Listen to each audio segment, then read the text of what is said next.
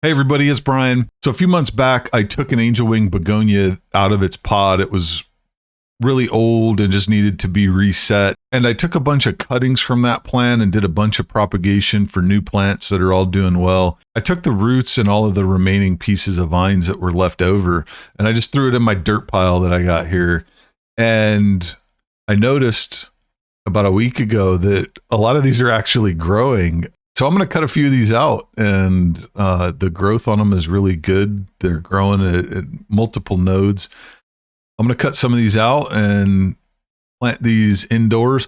I'm also going to put a few of these in the ground outdoors. Now, these have no chance of surviving a winter here, but it would be cool if they actually grow enough over the summer that I get some leaves from them before it gets too cold for them to survive outside. So we'll stick them in the ground and see what we get.